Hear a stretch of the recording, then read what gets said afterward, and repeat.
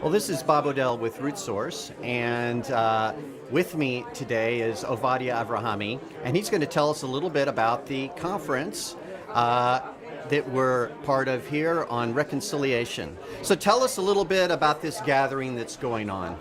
Well, what's it called, for instance? It's the KOI conference. KOI standing for Commonwealth of Israel. Okay. Melor Hagoyim is used in the Hebrew scriptures, and it was a promise made to Abraham and to Sarah and Jacob and all our patriarchs that out of their descendants will be a multitude. In the Christian Bibles it says a fullness of the Goyim, of the nations, the fullness of the Gentiles. So our conference is here to bring the house of Judah, which today is generally the Jews, Israelis. It includes the house of Benjamin, which was nearly wiped out many, many centuries ago. And on the other opposite side, we have the house of Israel, the 10 tribes, called Ephraim in the Bible, called Joseph. And they have been divided for 2,700 years, enemies. We had wars before in the previous dispensation, and before they even were exiled here, it took a few centuries to throw them out, and God said that He would evict them because they threw His Torah away. Okay. They threw the principles away. They differed with Judah. They didn't like the way Judah did it. They wanted to do their own way. God cast them out, and for 2,700 years the two houses haven't known each other. And there's huge suspicion amongst them, there's hatred, there's jealousy, all sorts of things. But God cut off the 10 tribes and told them He will send them into oblivion. They would lose their identity, they wouldn't know who they are. But the time would come, in the end times, when He would bring them back. And He says, to these places, to the mountains of Shomron. And we believe the time has approached for that, because all over the world are millions of people, multi-millions, who are turning to Torah principles, that which their forefathers have thrown away, for which God, for that rejection, God had taken their identity away. But with a promise they would find that identity in the end, and He would bring them back. So we are here to try and get the house of Judah to speak, to look each other in the face, to hug each other, to make peace. You have both Jews and non-Jews speaking, right? KOI, which it's an organization, grassroots organization, which has arranged this conference, is from its board of management down is 50-50 rabbis, Jews, and the 10 tribes.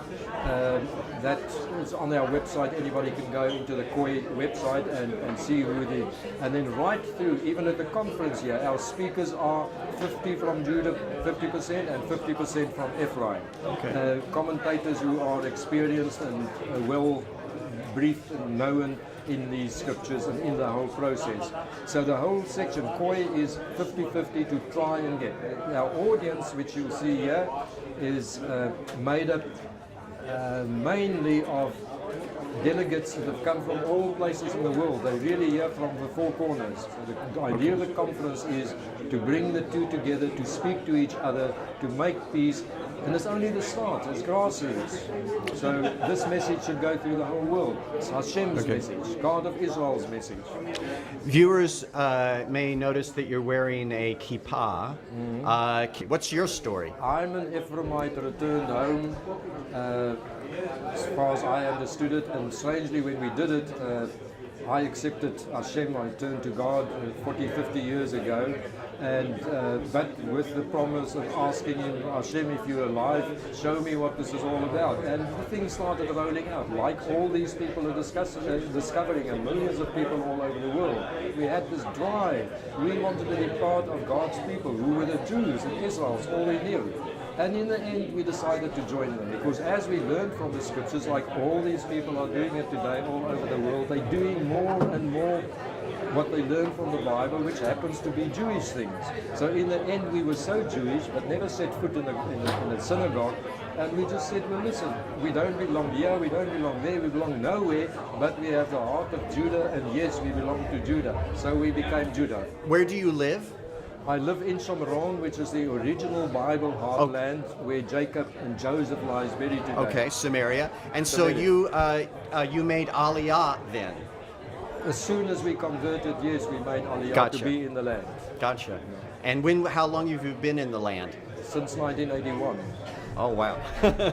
And we're still novices, and we still, believe me, we still have the culture of Egypt. If you're born in Egypt, you can never throw it off. But we've got 6 great-grandchildren today, Israelis. They're so Israeli that we can't even converse with them because our Hebrew is not that good as a 3-year-old Hebrew.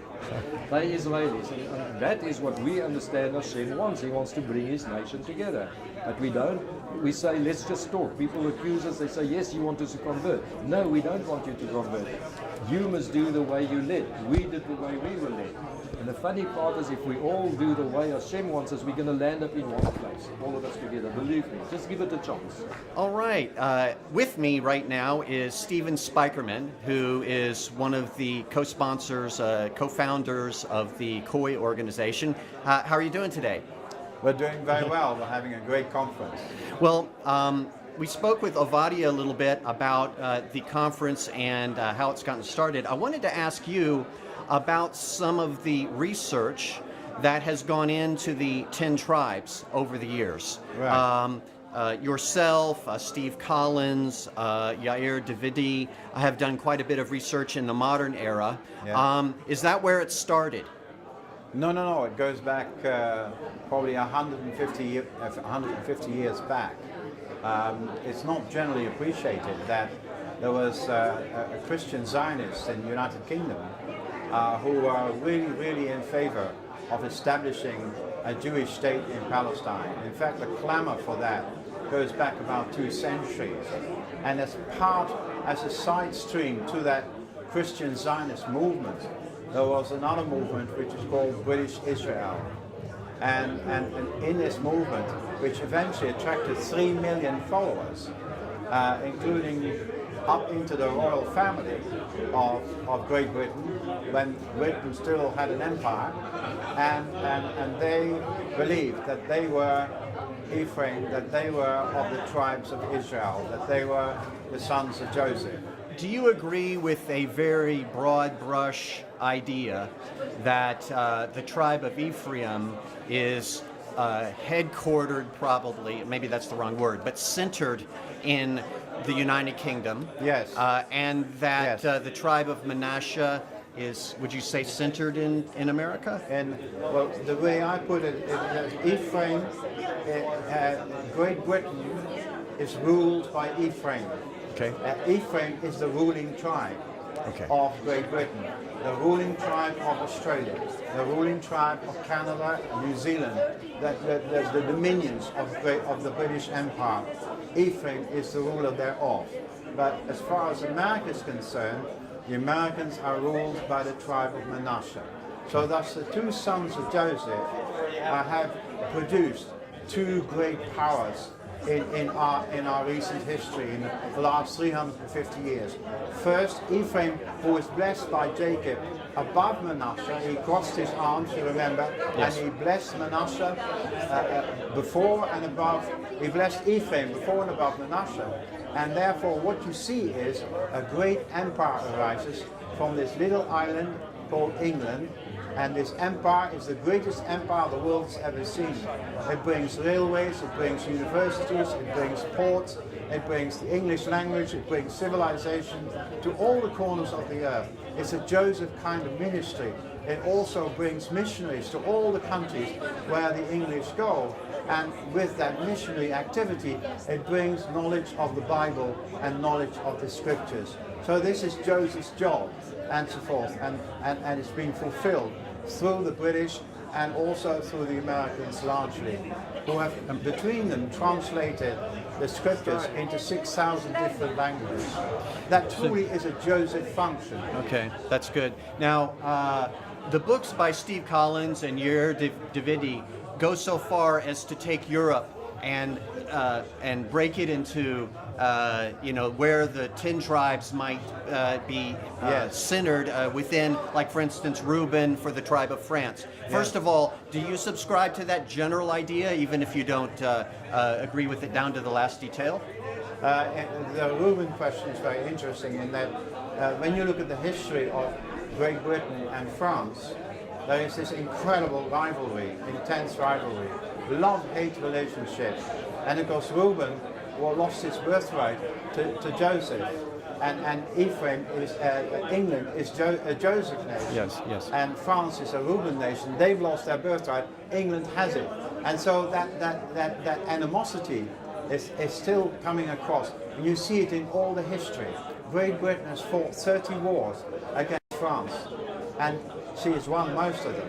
Yes. She may have lost a few battles, but at the end of the day, she won them. Okay, and so this is, and you have the situation where France has to be rescued and delivered by America and Great Britain and released. Interesting. Yes. And released. You see, that's Yes. Joseph doing it again. Yes. You see. Yes. And what about this idea that Denmark might be related to the tribe of Dan and so forth? Absolutely. I totally subscribe to okay, that. okay. If you follow, see, Dan actually set up a trail. The tribe of Dan had the custom of calling every place they came to after their father Dan. So you find Dan, Dun, Din, Don, and all variations of the name Dan. And you find that you can follow this trail virtually from Palestine and the Caspian Sea. You can follow the trail all through the Russian steppes into Canada, into Scandinavia, the British Isles, Yes. Ireland particularly, and from there beyond. Interesting. Do you think this story about the tribes and their migration is completely about this move to Europe, or do you think that there are also stories about the move eastward to China and Japan, Yes. or southward down into Africa? How far do you think this story goes? I think Africa is full of Israelites. I believe Japan was Israelite. The Parthian Empire that Steve Collins talks about starts at the Euphrates River, and the Parthian Empire stretched right into China. Right. And so you'll find Israelites who remain behind in China and in India and in Pakistan and in Myanmar and all these eastern countries.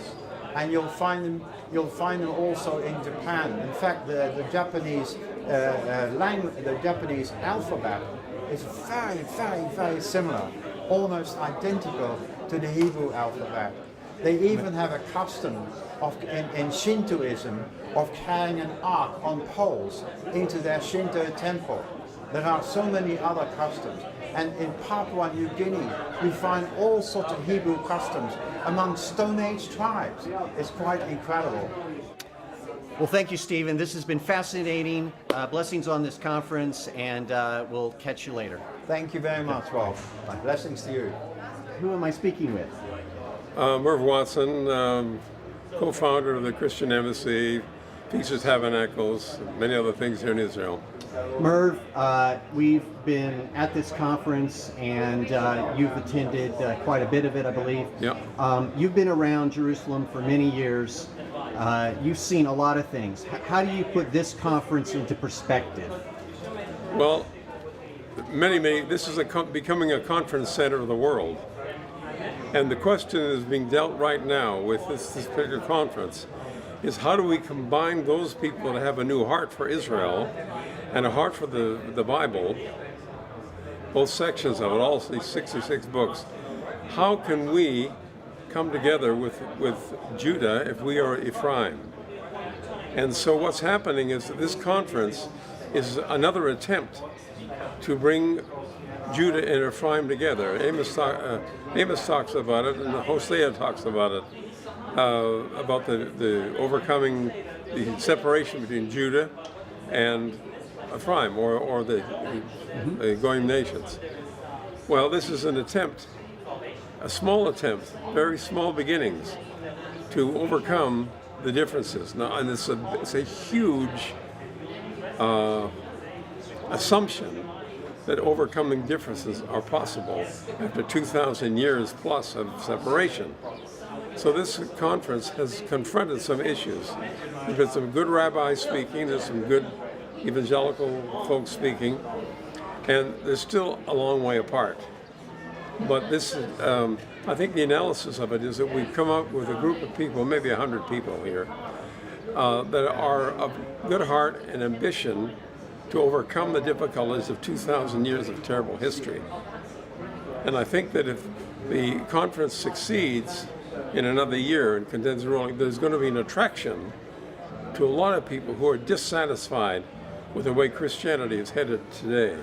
I've been a Christian for 69 years. I've seen a lot, traveled to 50 countries singing and traveling. And so we've been here since 1976. So we've seen a lot here. It's almost 40 years. This conference is the best one I've heard on this particular topic, and they are confronting the issues. So I have hope that it'll develop into something significant. Now we're great.